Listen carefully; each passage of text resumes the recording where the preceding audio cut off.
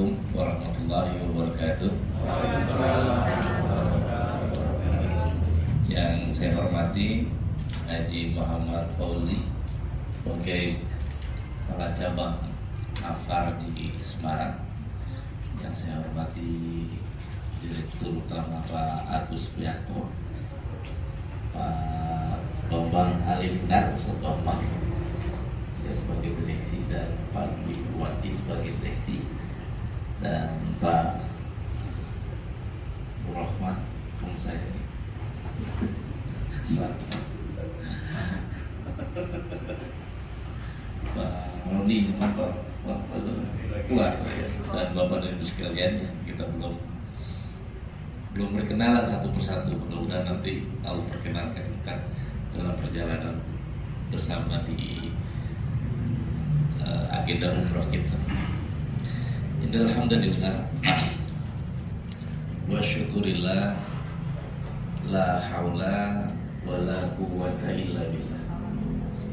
Tabarakalladzi biyadihil mulku wa huwa ala kulli syai'in qadir, alladzi khalaqal mauta wal hayata liyabluwakum ayyukum ahsanu amala wa huwal azizul ghafur.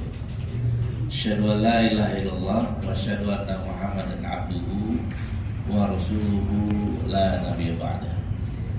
Allahumma sholli ala sayyidina Muhammadin abdika wa nabiyyika wa rasulika nabiyil ummi wa ala alihi wa sahbihi wa sallim taslima adada ma ahsabi ilmu wa khata bihi qalamu wa asal kitabu wartallah sadatina Abi Bakrin wa Umar wa Utsman wa Ali wa ala sahabati ajma'in wa ala tabi'in wa tabi'in bisanin ila yaumiddin.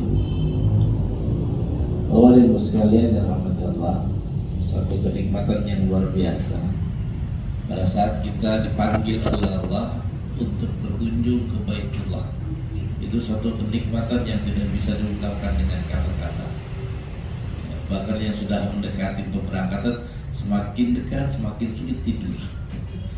Seperti kita ingin bertemu dengan kekasih kita, pengen cepat-cepat. Bapak dan Ibu yang dimuliakan, kita selalu berdoa, Rabbana atina fid dunya hasanah wa fil akhirati hasanah wa qina azabannar. Ya Rabb, berikan kebaikan pada kami di dunia dan berikan kami kebaikan di akhirat, dan hindarkan kami dari azab neraka.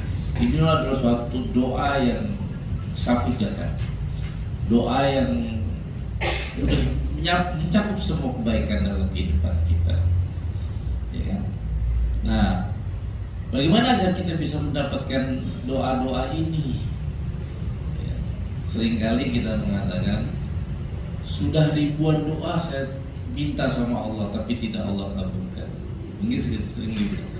Hidup saya susah. Nah, Al-Imam Ibnu Qayyim Al-Jauziyah pernah mengatakan begini: kalau kita ingin mendapatkan kebahagiaan, kalau kita ingin mendapatkan kesuksesan di dunia dan di akhirat, maka kita harus memiliki dua ilmu ini. Dua ilmu ini harus kita kuasai, harus kita miliki. Ilmu yang pertama apa? Ilmu ma'rifatullah, ilmu mengenal Allah. Ilmu apa? Mengenal Allah. Ilmu mengenal Allah adalah ilmu mengenal tujuan. Kenapa? Inna lillahi wa inna ilaihi rojiun. Kita dari Allah dan akan kembali pada Allah. Startingnya Allah, tujuan akhirnya Allah. Artinya apa? Allahu ghayatuna. Allah adalah tujuan hidup kita. Jadi semuanya kembali kepada Allah, kembali kepada Allah. Mengenal Allah, mengembalikan kehidupan ini pada Allah. Kalau kita mengenal Allah, Bapak dan Ibu sekalian, tidak ada kehidupan ini yang sedih, yang sengsara, itu nggak ada. Seperti doanya sahabat Ali bin Abi Thalib, doanya luar biasa. Dia mengatakan, ya Rabb, kalau engkau kabulkan doaku ya Rabb, aku sungguh bahagia. Bahagia nggak Bu kalau dikabulin doa? Bahagia ya Pak, bahagia. Kita minta sama Allah dikabulkan, bahagia ya. Tapi kalau engkau tidak kabulkan doaku ya Rabb, aku 10 kali lebih bahagia. Bisa nggak? Susah dong. Bisa nggak Bu? Dikabulkan bahagia, tidak dikabulkan 10 kali lebih bahagia. Coba orang yang seperti ini bisa sedih nggak? Gak bakalan bisa sedih. Loh, kok bisa tidak dikabulkan tidak bahagia? Bisa nggak Bu? Halo? Dikabulkan pasti bahagia. Tapi kalau tidak kabulkan, kenapa kok bisa lebih bahagia? Ini tauhid. Ini tauhid kita. Kita belum mengenal Allah berarti. Kalau kita tidak dikabulkan lalu kita tidak bahagia, berarti kita belum mengenal Allah. Dalam doa itu dilanjutkan dalam doanya sahabat Ali bin Abi Thalib, ya Rabb, kalau engkau kabulkan doaku ya Rabb, aku sungguh bahagia. Tapi kalau engkau tidak kabulkan doaku ya Rabb, aku 10 kali lebih bahagia. Karena aku yakin rencanamu jauh lebih baik dari rencanaku. Kalau tidak dikabulkan berarti Allah punya rencana. Betul nggak? Rencana kita sama rencana Allah bagus sama Allah. Yakin nggak? Yakin apa enggak? Yakin. Kalau kita yakin seperti itu, ada nggak sisi sedihnya? Nggak ada. Nggak ada. Banyak cerita-cerita yang mengatakan seorang raja bersama anak buahnya. Anak buahnya sedang memanah, sama raja sedang memanah. Tiba-tiba si anak buahnya terjadi kecelakaan, tangannya patah dan buntung satu, harus diamputasi karena kejepit, harus diamputasi satu. Pulang, tapi ya pengawalnya ini, anak buahnya yang tangannya yang diputus ini, dia merasa bahagia. Kenapa kamu bahagia? Karena saya yakin Allah punya rencana yang bagus buat saya. Gitu ya. Tiba-tiba ada seorang raksasa yang datang ke kerajaan itu mengambil penduduk-penduduknya, dipilih. Bukan, ceritanya panjang soalnya. Saya pengen men-shortcut gitu kan. Nah, tiba-tiba kerajaannya terjadi peperangan. Semua pemuda suruh berangkat perang. Begitu berangkat perang, yang berangkat harus yang sehat dan prima. Dia tidak berangkat perang. Satu kebaikan buat dia, ya kan? Dan kebaikan-kebaikan yang lainnya tidak bisa disebutkan, tidak bisa ceritakan panjang lebar dan boleh seperti itu. Apa artinya? Semuanya adalah kebaikan. Kita mengenal Allah, Innahu Allahu Ghayatu. Allah adalah tujuan hidup kita. Ya. Bapak dan Ibu sekalian, seringkali masalah yang kita hadapi bukan ada pada masalah, tapi pada cara kita melihat masalah. Ya, seorang ibu konsultasi ke saya, Ustaz, saya punya masalah yang besar, Ustaz. Masalah apa Bu? Suami saya, Ustaz. Suami saya, kenapa dengan suami itu? Gara-gara suami saya, Ustaz, saya nggak bisa tidur, nggak enak makan, Ustaz.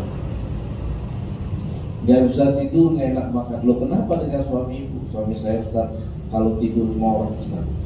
Gara-gara suami saya ngorok, saya nggak bisa tidur, Ustaz. Gara-gara saya kurang tidur, saya nggak enak makan. Tolong carikan obat herbal apa yang bisa menyembuhkan suami saya ngorok ini, gitu. Jadi ngorok ini masalah. Lalu saya nasihatin ibu ini, Bu, harusnya ibu bersyukur. Bersyukur dari mana? Bersyukur karena masih bisa mendengar suami ngorok. Kalau ibu sudah tidak bisa mendengar suami ngorok, ada dua kemungkinan. Suami ibu sudah pindah ke kubur atau pindah kasur. Ibu ini dia banyak, lalu pamit. Berapa hari kemudian dia kasih kabar ke saya, Ustaz, masalah saya sudah selesai. Loh, saya kan kaget, masalah yang mana? Yang suami saya ngorok, Ustaz. Lalu saya tanya, apakah suami sudah tidak ngorok lagi? Enggak Ustaz, ngoroknya makin kencang. Lalu di mana selesainya? Alhamdulillah Ustaz, setelah saya mendengarkan nasihat dari Ustaz, sekarang setiap kali saya mendengar suami saya ngorok, saya seperti mendengar lantunan musik terindah di dunia. Bahkan saya sekarang gak bisa tidur sebelum mendengar suami saya ngorok. Betul nggak? Kalau belum ngorok diteleponin terus, ayah ada di mana? Kan gitu. Khawatir. Bagaimana? Ya wajib. Begitu sampai rumah tidur, tenang. Karena yang nak didengar itu bukan masalah di telinga, tapi masalah di hati. Ada orang yang senang dangdut, nggak suka pop, yang suka pop nggak suka jazz, yang suka jazz nggak suka rock, kan begitu. Ini kan masalah di hati. Pada saat kita melihat dan mengenal Allah, maka hidup ini akan semakin indah. Tidak Allah datangkan seseorang yang menyakiti hati kita, kecuali dengan dua maksud: kita merubahnya atau dia merubah kita. Jadi kalau seandainya kita marah dengan keadaan, sebenarnya kita marah dengan Allah. Kita marah dengan Allah. Nah, yang pertama tujuan. Makanya Imam Nawawi meletakkan bab niat, innamal a'malu binniyat, itu di bab pertama dalam hadis arba'innya. Pentingnya niat. Dalam ibadah itu yang pertama niat, yang kedua mengikuti cara Rasulullah. Berarti niat ini 50% dari syarat ibadah. Jadi Bapak dan Ibu sekalian, berangkat umroh ini niatnya apa? Kita tanya lagi dalam diri. Boleh nggak Ustaz niatnya banyak? Boleh. Semakin banyak semakin bagus. Maka persiapkan niatnya yang banyak Bapak sekalian. Kenapa? Udhuni astajib lakum. Minta atau niat. Karena Allah itu niat, minta apa saja kepadaku. Ya, mintalah padaku, niscaya akan aku kabulkan. Rasulullah mengatakan, mintalah kepada Allah harta, bahkan segenggam garam.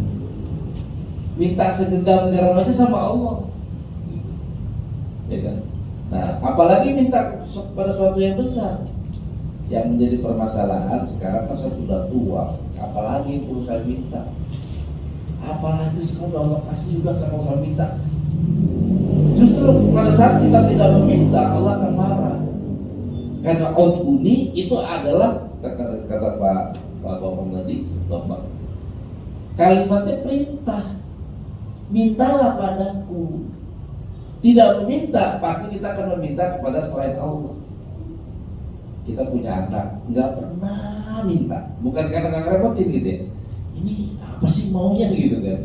Tapi kalau dia minta dengan cara lembut dan senang, kita diakui sebagai orang tua, apalagi Allah. Nah, Bapak dan Ibu sekalian, hadirnya kita ke Masjidil Haram untuk umroh, salah satunya adalah kita ingin meminta pada Allah. Ya, selain menjalankan rukun Islam, tadi rukun Islam yang kelima, haji. Karena haji itu kita dibatasi oleh kuota, sehingga ada yang mau berangkat haji harus 30 tahun dulu.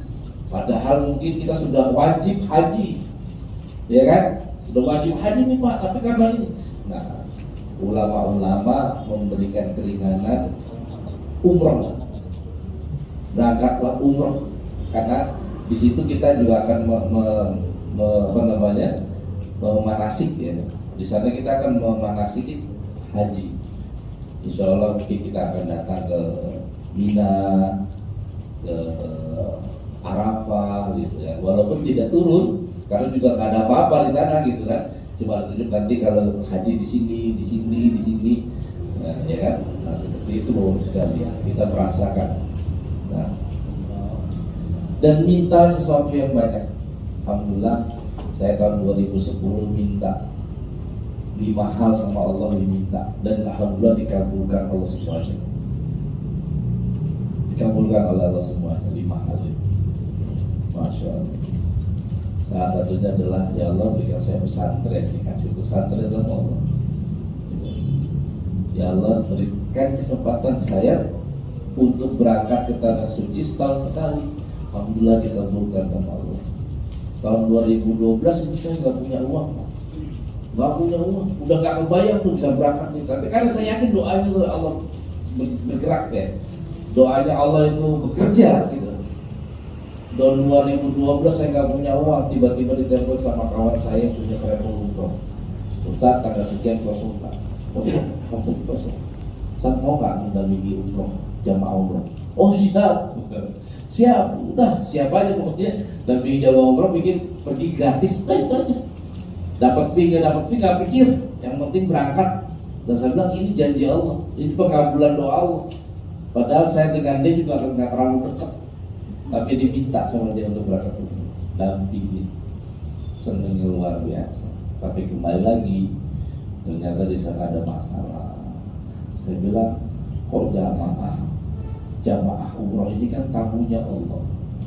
Kita itu sebagai pengelola itu harus benar-benar ya namanya, misalkan kita diundang sama presiden gitu kan, lalu Bapak dan Ibu sekalian yang diundang, saya sebagai ajudan perwakilan presiden untuk mendampingi Bapak dan Ibu sekalian, pastikan harus memuliakan, tidak boleh menelantarkan, karena ini tamunya presiden gitu ya. Ini kok sampai saya sempat trauma pada saat itu. Setelah itu saya nggak mau menjadi pembimbing umroh lagi, dan saya bilang saya nggak berani lah bisnis umroh. Tapi tiba-tiba baru sekalian saya berpikir adanya travel yang gulung tikar, karena dia ngasih harga sangat murah yang berdampak ribuan orang tidak berangkat, ya kan? Karena sistem Ponzi. Jadi orang berangkat dengan 13-14 juta tapi menggunakan uang jamaah lain gitu. Akhirnya ada ribuan orang yang tidak berangkat. Saya bilang kasihan bener gitu kan. Kasihan bener. Nah mulai saat itu saya ingin coba deh kita buat travel dengan niat yang lurus, tidak berorientasi kepada bisnis, tapi kita ingin berorientasi pada pelayanan. Jadi kemarin juga Pak Agus benar katakan bahwa kita insya Allah dalam program ini ya kita subsidi Pak, karena kita sudah akad kan, harganya sekian, berangkat sekian, udah akad, ya sudah kita yang backup. Nah, mudah-mudahan kita minta sama Bapak Ibu sekalian untuk nanti di sana doakan kami lah, doakan kami, karena tujuan kami adalah untuk memuliakan tamu-tamu Allah ini. Dan insya Allah kalau kita menjadi karyawannya Allah, ya kan, yang gaji siapa? Allah. Yang gaji Allah, ya. Yang pertama tadi niat, perbanyak niat dong. Niatnya jangan akhirat doang, dan jangan dunia doang. Rabbana atina fid dunya hasanah wa fil akhirati hasanah wa qina adzabannar. Ya Allah berikan kebaikan di dunia. Kebaikan di dunia itu apa? Kebaikan di dunia itu apa? Hah? Punya rumah, punya mobil kan? Anak yang soleha. Kata Rasulullah, khairun nas anfa'ahum linnas. Sebaik-baik manusia adalah yang paling banyak manfaatnya kepada orang lain.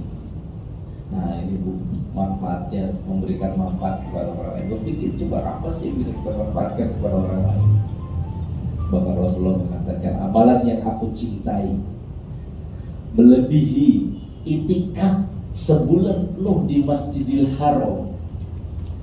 Kata Rasulullah, amalan yang paling aku cintai melebihi itikaf di Masjidil Haram tuh pahalanya 1000 ya Pak. 1000. Di Masjidil Haram, di Masjid Nabawi. Iya, Rasulullah mengatakan itikaf di Masjid Nabawi itu seperti lebih aku cintai dibandingkan itikaf di Masjid Nabawi. Apa itu keluar masjid membantu saudara-saudara dari kesulitannya? Nah, pernah nggak kepikir Bapak Ibu sekalian mendirikan masjid dari biaya sendiri, uang sendiri? Pernah nggak? Nah, mulai pikir. Pernah nggak berpikir mendirikan pesantren? Nah, mulai pikir. Coba berpikir punya anak asuh 1.000 orang, mulai pikir seperti itu. Nah, inilah salah satu tujuan kita, ingin mendapatkan kebaikan di dunia. Kebaikan di dunia kita gunakan untuk kebaikan di akhirat. Rabbana atina fid dunya hasanah wa fil akhirati hasanah wa qina adzabannar. Dan yang kedua kata Ibnu Qayyim adalah ma'rifatul insan, mengenal manusia. Jadi ilmu yang pertama adalah mengenal Allah, mengenal tujuan. Yang kedua adalah mengenal manusia atau mengenal cara mencapai tujuan. Jadi banyak mimpi-mimpi kita, doa-doa kita banyak. Jangan berpikir bagaimana caranya, tapi berpikir bagaimana kita berdoa pada Allah. Dan doa yang mustajab adalah doa di Masjidil Haram dan di Masjidil Nabawi. Itu ada tempat-tempat yang menarik. Saya kasih tahu lah pengalaman saya. Kenapa 5 doa itu dikabulkan oleh Allah? Bahkan setiap saya ke sana saya punya doa andalan. Dan setahun 2 tahun itu dikabulkan Allah Subhanahu wa taala. Di Multazam, ya, tadi dijelasin sama Ustaz Bapak di Hijr Ismail. Hijr Ismail itu tempat favorit saya. Hijr Ismail itu bagian Ka'bah yang ada di luar. Jadi Ka'bah itu kan kotak ya. Itu ada yang di luar bulat kecil. Nah, nanti coba ya. Di bulat kecil gitu kan. Itu di dalamnya itu seakan-akan kita ada di dalam Ka'bah. Itu insya Allah kalau Anda yakin pasti terkabul. Pasti terkabul. Ya, ya. Loh, kalau ada yang bertanya, saya kok gak dikabul-kabulkan? Tak perlu.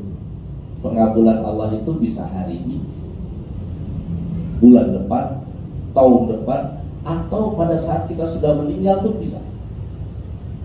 Paham gak? Doa kita dirasakan oleh anak cucu kita nanti. Doa-doa kita bisa jadi seperti itu harus sekalian. Ya. Dan pengabulan doa kita hanya 2. Yang pertama, dikabulkan sesuai dengan keinginan kita. Atau yang kedua, dikabulkan lebih baik dari keinginan kita.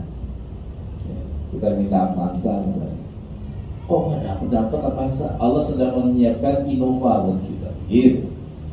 Yang lebih baik. Tapi butuh waktu agak lama nih karena Innova. Begitu Bapak sekalian. Jadi jangan berpikir bahwa Allah kabulkan nggak ya? Pertanyaan seperti itu sudah membatalkan doa. Ya, Allah kabulkan nggak ya? Udah batal itu doa. Kata kita menafikan atau tidak yakin dengan doa kita. Nah, kalau di Masjid Nabawi itu ada yang namanya Raudhah. Raudhah itu sampingnya makam Rasulullah SAW. Itu ada Raudhah, tempatnya sempitnya luar biasa, sempit enggak ya, kecil, cuma karena banyak orang yang ke situ, jadi sangat sempit. Kadang lengkap-lengkapan, kadang sikut-sikutan, senggol-senggolan, dan yang menarik nggak ada yang marah. Senggol-senggolan, kadang kita nunduk aja itu udah di pantat orang gitu, saking pendeknya. Gitu. Ya, kadang sholat begini bu, ya biasa begitu. Saking pendeknya begitu. Dan di Masjid Nabawi ada tempat yang mustajab, itu Raudhah, minta sama Allah. Tapi banyak di antara kita yang tidak bisa mencapai daerah situ. Kenapa? Ya mungkin belum diridhoi Allah. Caranya, pengalaman saya, perbanyak istighfar. Berapa kali saya mau mencium Hajar Aswad, itu selalu gagal. Ya Allah, susahnya luar biasa, gagal lagi. Coba lagi, gagal lagi. Coba lagi, gagal lagi. Yang kesekian kalinya saya coba habis sholat, ini kerapinya. habis sholat duduk zikir, baca istighfar. Saya banyak baca istighfar, minimal istighfar yang baca itu 1000 kali. Ya, 1000 kali itu maksudnya banyak. Saya hitung 1000 kali. Astagfirullahaladzim, astagfirullahaladzim, astagfirullahaladzim. Jadi ini satu kali putaran ini kan 33. Ya, 33. Nah, itu saya hitung 33, saya hitung 1. 33 itu 2, 3 sampai semua selesai. Baru berdiri saya. Tiba-tiba berdiri itu jalan, ikutin arus. Itu kayak semuanya minggir, kayak semua minggir, nggak ada dorong-dorongan lagi. Kayak lancar ya, sampai cium hajar aswad. Yang lain itu nyium, nggak lama ditarik sama orang lain. Nyium, tarik lagi orang lain, itu tarik Pak. Gitu kan. Saya begitu nyium, itu lama, nggak tarik-tarik. Kok nggak ada narik? Ya. Karena saking kelamaan saya bilang gantian yang lain. Coba dulu, udah. Begitu juga waktu tarawih, sholat jamaah, yang lain pada nyerbu, saya duduk aja. Astagfirullahaladzim, astagfirullahaladzim, astagfirullahaladzim. Ya. Karena hati yang tenang, hati yang lapar, hati yang beriman, maka akan dimudahkan untuk jaga. Ya, Bapak Ibu sekalian, tetap banyak baca istighfar, tetap banyak zikir, dan perbanyak doa-doa yang memang kita doakan. Titip-titipan dari saudara-saudara kita doakan. Apapun doanya, yakin pasti Allah akan kabulkan. Ya, baik, saya cukup sekian. Saya mohon maaf karena harus berangkat ke Jakarta nih. Ya, mohon maaf. Wabillahi taufiq wal hidayah. Assalamualaikum, sampai ketemu lagi nanti di Jakarta. Assalamualaikum warahmatullahi wabarakatuh.